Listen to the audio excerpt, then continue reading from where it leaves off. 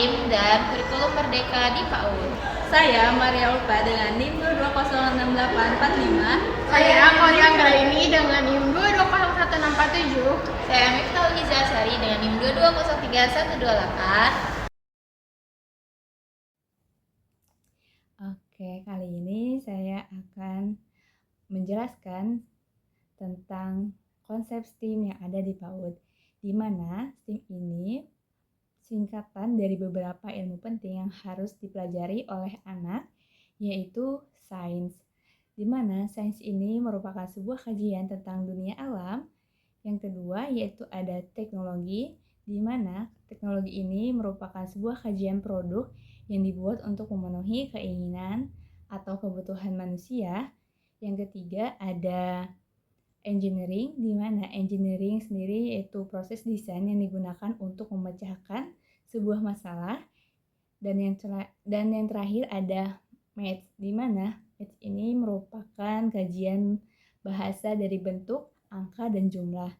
Dan STEAM merupakan sebuah pendekatan pembelajaran yang berintegrasi dan bertujuan untuk memperluas wawasan dan pola pikir anak dalam memahami dan menyelesaikan sebuah masalah yang ada di kehidupan sehari-harinya.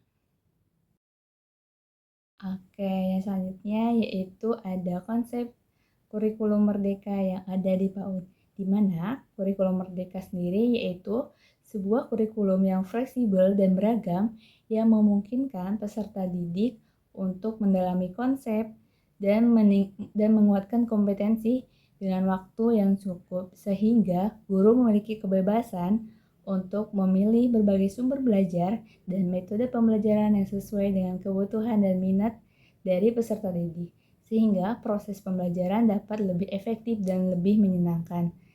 Nah, untuk kurikulum merdeka ini itu sejalan dengan konsep merdeka bermain, di mana dalam pendidikan anak usia dini yaitu memberikan kebebasan kepada peserta didik dan anak didik untuk mengembangkan imajinasi dan kreativitas melalui berbagai kegiatan pembelajaran.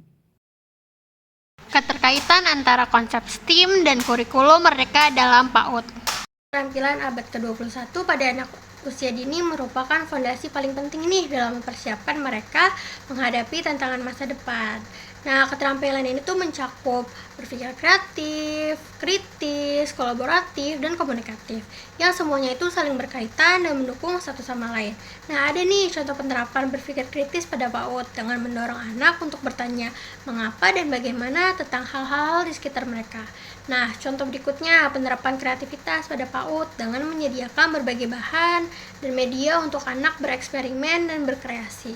Contoh berikutnya dalam penerapan kolaboratif pada PAUD dengan mengajak anak untuk bermain dalam kelompok kecil, berbagi mainan, dan juga bekerja sama dalam proyek. Nah, contoh yang terakhir itu penerapan pada komunikasi pada PAUD dengan mendorong anak untuk berbicara tentang pengalamannya atau bercerita tentang pengalaman mereka. Lalu yang kedua ada pembelajaran berbasis proyek dan juga penemuan. Pembelajaran berbasis proyek dan penemuan adalah pendekatan pembelajaran yang berpusat pada anak, di mana mereka secara aktif nih terlibat dalam proses pembelajaran melalui eksplorasi, penemuan, dan juga pemecahan masalah. Nah, ada juga nih penerapan pembelajaran berbasis proyek di PAUD, bisa dengan membuat kebun mini, membangun rumah dari balok, ataupun juga mengadakan pertunjukan boneka, ataupun mengadakan pentas seni.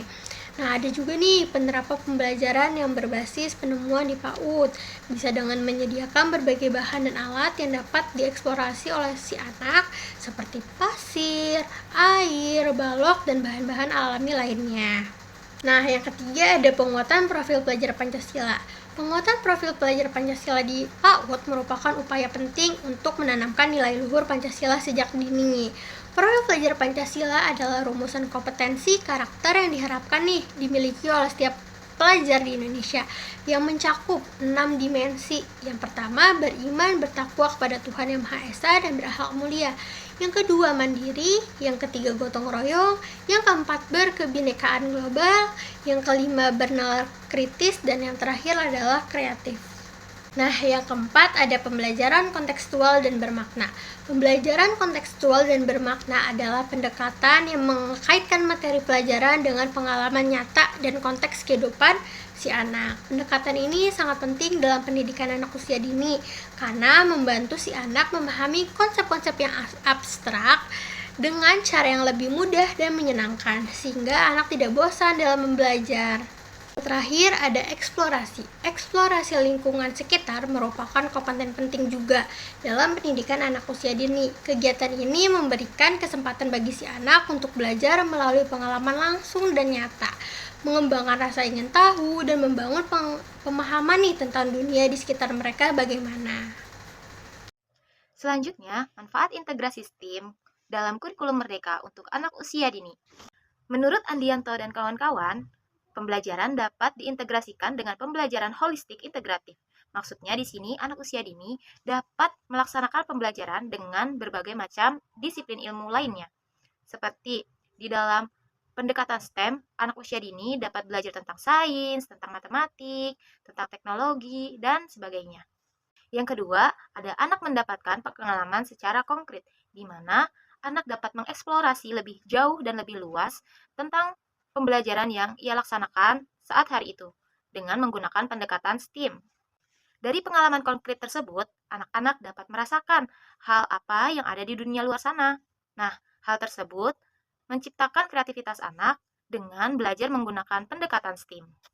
Selanjutnya ada mengembangkan keterampilan abad ke-21 sejak dini. Yang pertama ada berpikir kritis. Di sini kita mengajak kepada anak usia dini untuk berpikir kritis, di mana kita mengajak untuk menggali informasi sebanyak-banyaknya untuk dijadikan sebuah data yang akan mereka ingat. Lalu, mereka akan memikirkan tindakan apa selanjutnya yang akan mereka lakukan. Yang kedua ada berpikir kreatif dan inovatif, di mana di sini kita memberikan ruang kesempatan bagi anak usia dini untuk berimajinasi secara bebas. Dan tentunya mereka akan menuangkan imajinasi dan ide-ide solusi atau yang lainnya melalui karya yang akan mereka buat. Yang ketiga ada komunikatif, di mana di sini kita memberikan ruang kepada anak-anak untuk bebas berekspresi dari apa yang telah mereka dapat. Dari mulai tadi mereka berpikir secara kritis, lalu menuangkan ide-idenya dalam imajinasinya, dan disinilah ruang untuk anak-anak memberikan penjelasan apa yang ingin mereka lakukan dari sebuah pembelajaran melalui pendekatan STEAM tersebut. Dan yang keempat ada kolaboratif atau kerjasama tim, di mana di sini kita mengajak kepada anak-anak untuk bebas berekspresi bersama teman-temannya melalui tindakan apa yang akan mereka lakukan selanjutnya. Dan tentunya di sini mengembangkan aspek sosial emosional kepada anak, di mana mereka bisa saling menerima dan bisa saling membantu atau tolong-menolong kepada teman-teman yang lainnya. Dan yang terakhir, menguatkan jejaring kognitif anak dalam berbagai kecakapan, di mana di sini kita memberikan stimulasi untuk anak usia dini agar mereka terus bisa mengembangkan keterampilan atau kecakapan-kecakapan mereka melalui pembelajaran dengan pendekatan STEAM ini. Dan tentunya hal tersebut akan bermanfaat bagi mereka saat mereka sudah beranjak dewasa nanti.